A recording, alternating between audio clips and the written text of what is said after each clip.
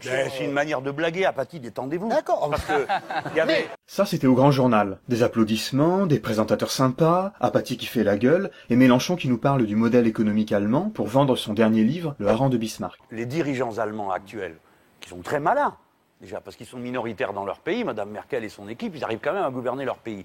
Ils ont profité des opportunités que les autres leur ont cédées. Pourquoi ils sont arrivés avec une formule politique qui s'appelle l'ordolibéralisme? L'économie, c'est sacré, ça a des lois de la nature, on n'y touche pas, et la politique s'en mêle pas. Ils sont arrivés avec ça, les autres leur ont dit « Ah ben c'est bonnard ». Qu'est-ce que ça donne comme résultat? C'est une politique qui est faite pour qu'il y ait le plus de dividendes possible pour payer les retraites par capitalisation. Donc les autres étaient très contents, les dirigeants de droite, conservateurs, pro-libéraux de toute l'Europe. Et les dirigeants allemands ont profité de ça. Mais du coup, toute l'Europe se voit infliger une politique qui l'asphyxie. En général, il y a toujours un petit quelque chose à apprendre avec lui. Soit un petit concept, soit un petit truc historique, soit un éclairage politique. Et là, il nous glisse le terme ordolibéralisme. Évidemment, sur le plateau, personne ne lui demande de précision. Les animateurs connaissent déjà, sans doute. Il donne quelques éléments. Une formule politique s'appelle l'ordolibéralisme. L'économie, c'est sacré, ça a des lois de la nature, on n'y touche pas, et la politique s'en mêle pas.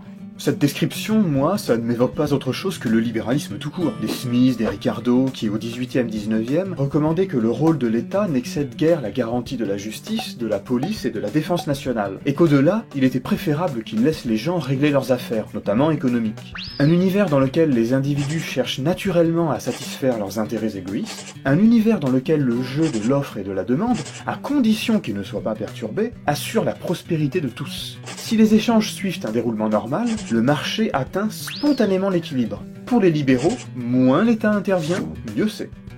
Maintenant, nos amis allemands partis avec ça, qui disent « Ah oui, mais ça, c'est de l'économie, on n'y touche pas, on sépare l'économie de la politique. Ne vous mêlez pas d'économie, disent-ils. Hein, ça, c'est l'ordolibéralisme. Et les voient en mouvement, comme ils font d'habitude. » Alors ils ont commencé par eux-mêmes d'ailleurs, parce que les premières victimes de ce système-là, c'est eux.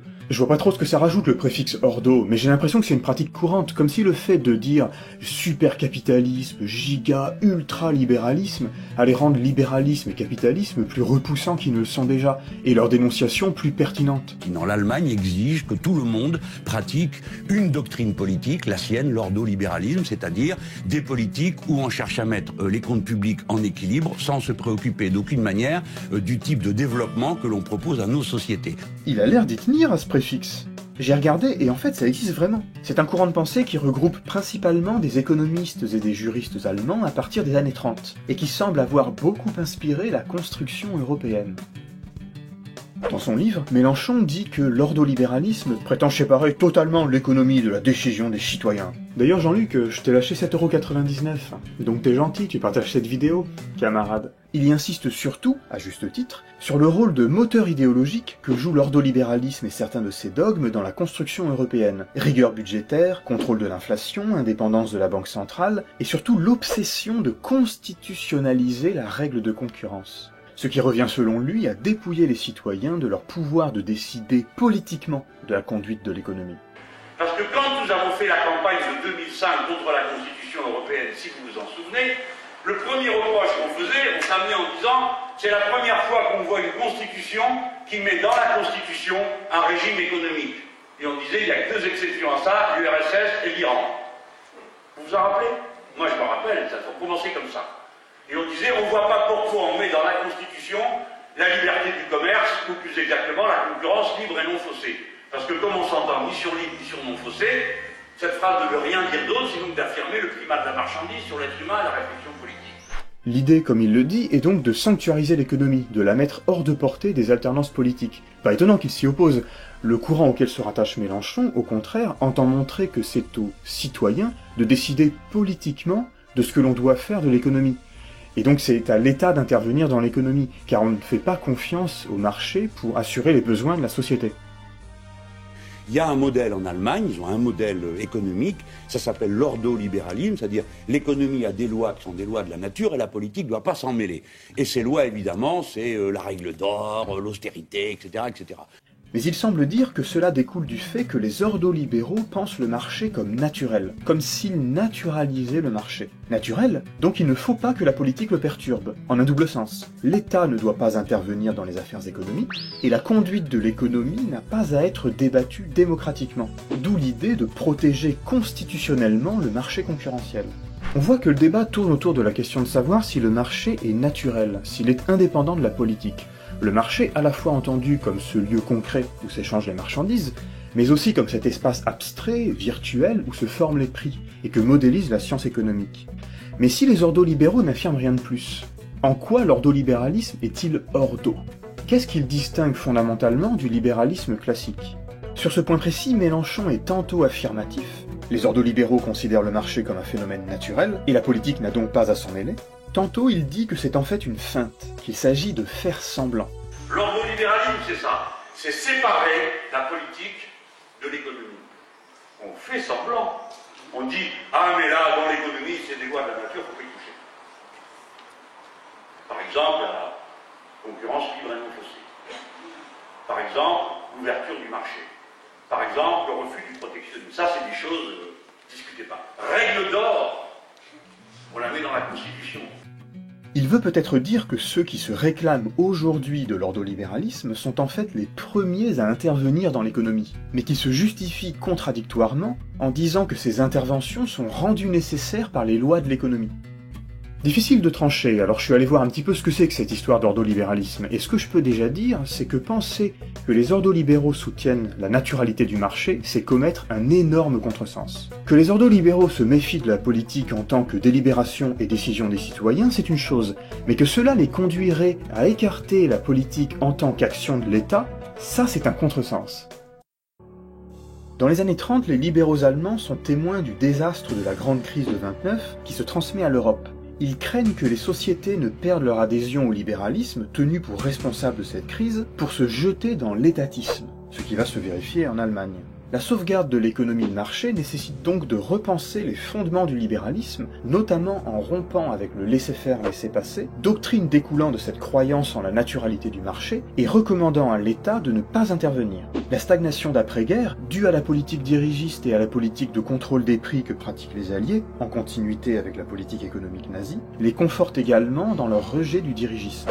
Il s'agit de dépasser à la fois la confiance aveugle dans le marché et le dirigisme, à la fois le laisser-faire et l'étatisme. Les classiques croyaient que l'ordre naturel se réalise spontanément et que le corps de la société n'a pas besoin d'une politique déterminée de mise en ordre de l'économie pour prospérer. On en vint par là à une politique du laisser-faire et avec elle à la naissance de formes d'ordre dans le cadre desquelles la direction du processus économique laisse apparaître des dommages importants. La confiance dans l'auto-réalisation de l'ordre naturel était trop grande. Les ordolibéraux ne remettent pas en cause la capacité des mécanismes de marché à assurer la prospérité, mais ils nient que de tels mécanismes surgissent spontanément comme un phénomène naturel. Le marché réalise spontanément l'équilibre, mais le marché lui-même n'existe pas spontanément.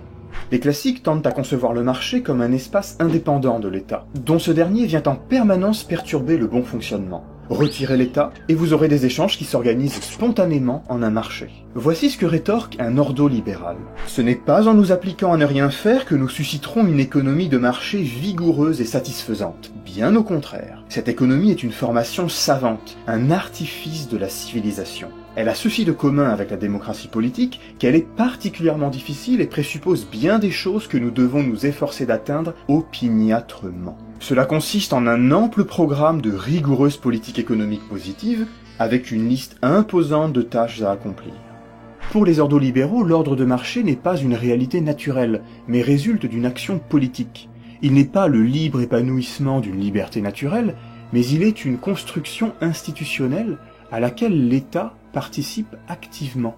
Dans cette politique libérale, il se peut bien que le nombre des interventions économiques soit aussi grand que dans une politique planificatrice, mais c'est leur nature qui est différente.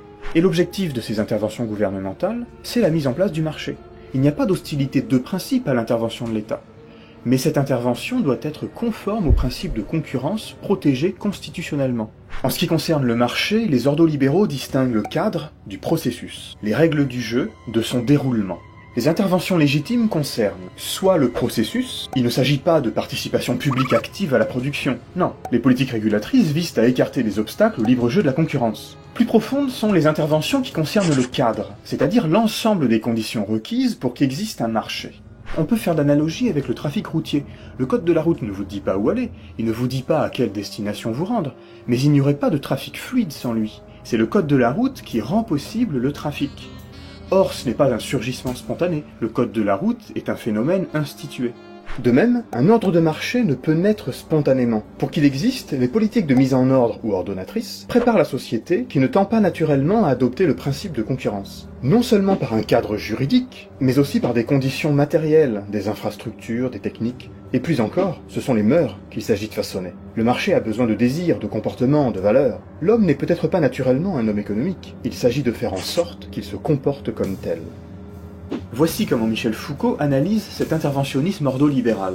Étant donné que le processus de régulation économico-politique est et ne peut être que le marché, comment modifier les bases matérielles, culturelles, techniques, juridiques, etc., qui sont données en Europe, comment modifier ces données, comment modifier ces cas pour que l'économie se marche. Finalement, autant l'intervention gouvernementale doit être discrète au niveau des processus économiques eux-mêmes, autant au contraire, il faut qu'elle soit massive. Donc il s'agit de cet ensemble de données techniques, scientifiques, juridiques, disons en gros sociales, démographiques, en gros sociales, qui vont maintenant devenir de plus en plus l'objet de l'intervention gouvernementale. L'idée générale est que plus la politique de mise en ordre est efficace, moins il est nécessaire d'effectuer des politiques régulatrices. Mélenchon commet peut-être un contresens sur la conception ordolibérale du marché. Mais au fond, ce n'est pas le plus important. Ce qui est intéressant et paradoxal, c'est que ce contresens nous a mis sur une bonne piste. En allant fouiller dans ce que disent les ordolibéraux, on découvre qu'ils produisent un concept particulièrement fécond, celui de construction politique du marché. Si l'on ne comprend pas cela, on ne peut pas comprendre la politique obstinée que met en œuvre l'Union européenne pour imposer partout la concurrence. Alors ce qui est un peu ironique, c'est qu'en fait Mélenchon est parfaitement familier de cette idée. Mais il ne sait peut-être pas qu'on peut l'emprunter aux ordolibéraux, qui sont plutôt dans le camp d'en face. Eh bien c'est ce que nous allons faire la prochaine fois en appliquant ce concept à un processus historique précis.